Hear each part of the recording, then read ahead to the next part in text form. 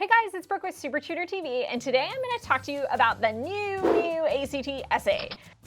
So before we get started, I just want to ask you all to subscribe to our channel. If you are going to be taking the ACT, we have tons more awesome videos. Let's get into this, the new ACT essay. Some of you might be wondering, why is she saying new twice? Well, last year in 2015, the ACT introduced a new style of essay with 3 perspectives. Now, again, starting this September, in September 2016, there are even more changes to the ACT essay. So what I want to do in this video is talk a little bit about those changes and give you guys just a few quick pointers on how to write the ACT essay.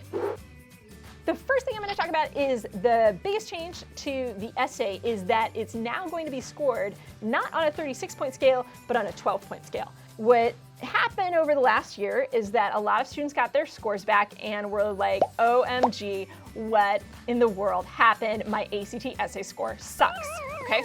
Because the ACT took the essay and instead of grading it on this holistic scale, which they used to do, they've changed it to this rubric scale, which meant that we have 4 different categories which you're graded on, and those were ideas and analysis, development and support, organization, and language use. And then from those 4 categories, you are getting 6 points per category from each of 2 graders, and then we add up all those points, so it's 24 points per grader in total, and then we get 48 points, and then we rescale that 48 points to a 36-point scale, and then you're given a score out of 36. So what the ACT people have done is they've responded and said, okay, fine, we're scrapping that whole situation. We're still going to use a rubric. We're still going to use this 4-section thing, but when you get those 6-point scores, what's going to happen is those are all going to be averaged together for each of the 2 graders, and then you're going to add those 2 6-point scores together, and then you're going to get a score out of 12.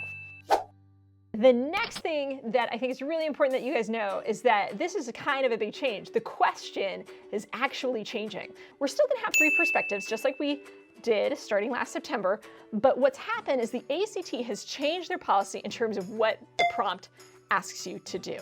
It used to ask you to respond to each of the 3 perspectives in your essay.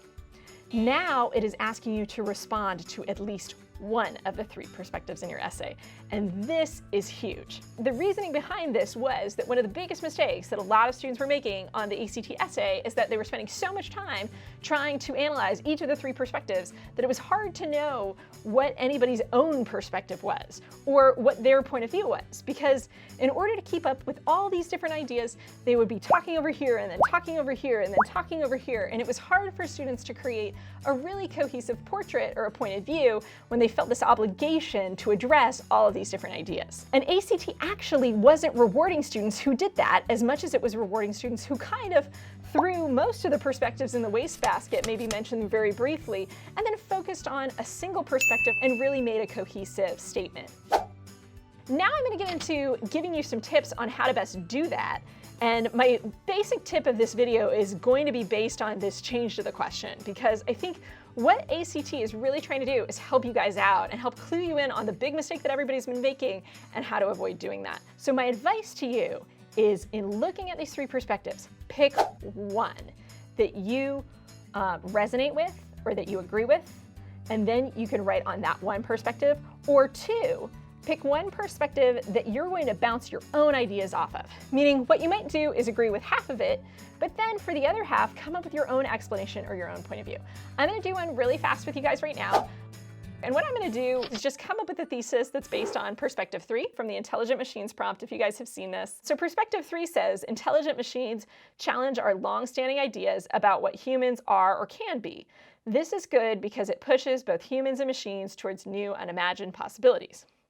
So here's my take on this perspective. I agree with the first half, that intelligent machines do challenge our long-standing ideas about what humans are or can be. But then, rather than talk about how this is good because it pushes us toward unimagined possibilities, I'm going to actually break off of that and say it's not good or bad, but what it is it's defining. Because what it's asking us to do is say, what makes us human and why are we special as human beings? We have to redefine what does it mean to be a human being and why do we value being human? Because suddenly machines can drive our cars. Machines can do our accounting for us. So we have to ask ourselves as human beings, what makes us unique? It's clearly not our ability to just run math problems. or statistics. And maybe what makes us unique as human beings is our ability to be creative, for example, or perhaps our ability to be interpersonal, to work with others, and to form relationships. These are things that machines, so far at least, can't do very well, and we're better at them. So do you see how I took half of that and I agreed with it, and then I went off on my own tangent? That's a great way that you too can formulate a thesis, and then you can use that as your anchor to write a really fantastic and interesting essay. So that's it for today. I hope you guys liked this video. Give it a thumbs up, subscribe to our channel, plug into supertutortv.com, and I'm gonna see you guys all next time on Super Tutor TV. Thanks so much.